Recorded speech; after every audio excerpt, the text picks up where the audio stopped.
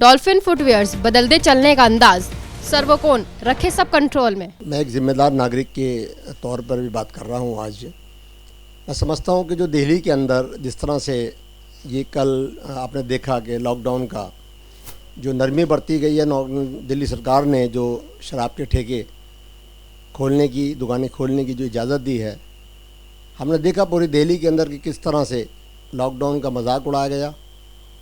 और बिल्कुल भी लॉकडाउन की जितनी भी मैं समझता हूँ कि जो दूरियां हमें रखनी चाहिए थी, उन दूरियों को हमने कायम नहीं रखा लोगों ने। और आपने देखा होगा कई कई किलोमीटर की लाइन लग गई। और ये मैं समझता हूँ कि ये ऐसे वक्त में जहाँ लोग राशन के लिए, जहाँ लोग खाने के लिए लोग परेशान हैं, लोग इस को ना मद्देनज़र रखते हुए उसका ध्यान नहीं रखा गया और शराब की दुकानों को खोला गया। मैं समझता हूँ कि ये फ़ैसला गवर्नमेंट का गलत है और इसको वापस लेना चाहिए, क्योंकि शराब ज़रूरी नहीं है। इंसान की ज़िंदगी में बहुत सी जो दूसरी चीज़ें हैं वो बहुत ज़रूरी है। दिल्ली सरकार इस तरह के जो फैसले ले रही है, मैं समझता हूँ बहुत गलत है। और आपने देखा होगा जो अक्सर देखा है कि राशन की जो बात करी है सरकार ने, तो हमने देखा कि बहुत से लोग राशन के लिए दर दर भटक रहे हैं। कूपन सरकार की तरफ से जो मिले हुए हैं वो लेके, और 20-20, 25-25 दिन हो गए, 15-15 दिन हो गए हैं, उनको राशन नहीं मिल पा रहा है। ये सारी जो इस तरह की जो राजनीति की जा रही है, मैं समझता हूँ कि एक ऐसा वक्त है, कोरोना वायरस की जो बीमारी से लोग, पूरा देश के पूरी दुनिया इस वक्त जूझ रही है, और हमारे हिंदुस्तान के अंदर जो है इस तरह की राजनीति करी जा रही है, मैं समझता हूँ वो बहुत गलत है।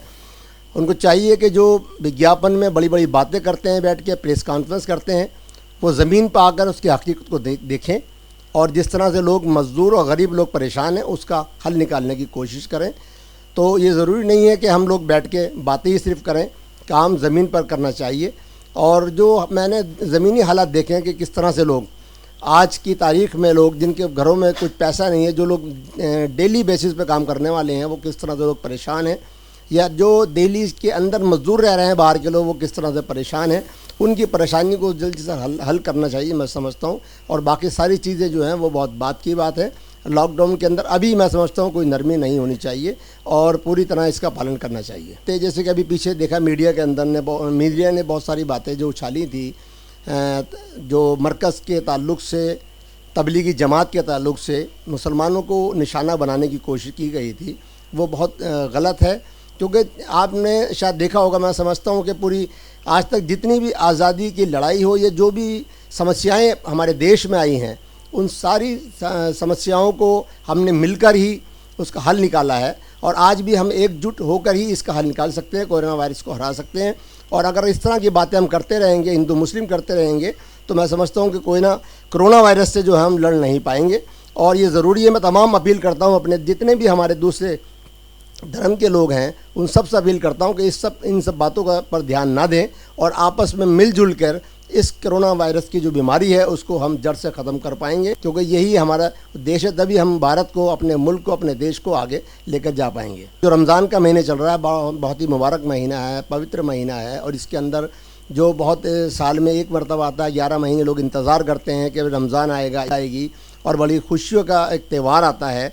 लेकिन ऐसे हालात में हम देख रहे हैं कि इस वक्त ये रमज़ान आया है और हमारी ईद भी आ रही है, तो मैं तमाम अपने मुस्लिम भाइयों से अपील करता हूं कि ऐसे वक्त में कि जो बहुत सादगी से ईद को मनाएंगे। और सबसे ज़रूरी ये है कि हम अपने पड़ोसी का ख्याल करें, अपने जो गैर मुस्लिम, जो इस तरह के जो भाई हैं, जो गरीब हैं और वो जो इस वक्त हालात से गुज़र रहे हैं, ख़ासकर मैं तमाम मुस्लिम भाइयों से अपील करूँगा कि अपने गैर मुस्लिम जो दूसरे धर्म के लोग हैं उनका बहुत ज़रूरी ख्याल रखें। ये इस्लाम का एक बुनियादी जो है, मैं समझता हूँ कि बुनियादी पहलू है कि जो हमें अपने तमाम पड़ोसियों को, अपने भाइयों को के साथ मिलकर हम लोग ईद मनाएंगे और बहुत सादगी से मनाएं। लॉकडाउन का जब तक भी जो गवर्नमेंट की तरफ से ऐलान चलता रहेगा उसका लॉकडाउन का पालन करें। इसी तरह जिस तरह आज हम मस्जिदों में नहीं जा रहे हैं, घर में इबादत कर रहे हैं, इसी तरह ईद पर भी हम लोग जो है घर पे ही अपनी ईद की नमाज़ अदा करें और अपनी इबादत घर में ही करें। मैं समझता हूँ, फिर मैं अपील करता हूँ कि तमाम लोगों से कि ईद के जो हम लोग इस तरह के फजूल भी खर्चे करते हैं उनको भी अपना थोड़ा नज़रअंदाज करके और तमाम जो गरीब लोग हैं उनकी हम मदद करें। देखिए, मैं इस वक्त गोदी मीडिया से कहना अपील करना चाहूँगा कि जैसे पिछले दिनों में देखा है कि जो मरकज़ निज़ामुद्दीन और जमात के ताल्लुक़ से, जमात तबलीगी जमात के ताल्लुक़ से जिस तरह की गलतफ़हमियाँ फैलाई जा रही थी और उनको जिस तरह उनको लेकर मुसलमानों को बदनाम किया जा रहा था, मैं समझता हूँ कि इस तरह की जो अपना फ़िरका परस्ती की बातें ना करके मीडिया जो सच्चाई है, जो सच्ची खबर है, उनको लेकर उनको दिखाना चाहिए। और इस तरह की बहुत सारी चीज़ें हमने देखी जो झूठी, सबसे पहले जो है मीडिया ने उसको हाईलाइट कर दिया और जब उनकी तहकीकात हुई तो वो सब गलत साबित हुई।